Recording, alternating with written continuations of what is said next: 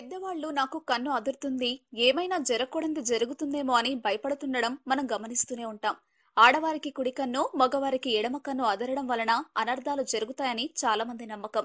మన సాంప్రదాయ శకున శాస్త్రంలో కూడా ఈ విషయం పొందుపరచబడి ఉంది.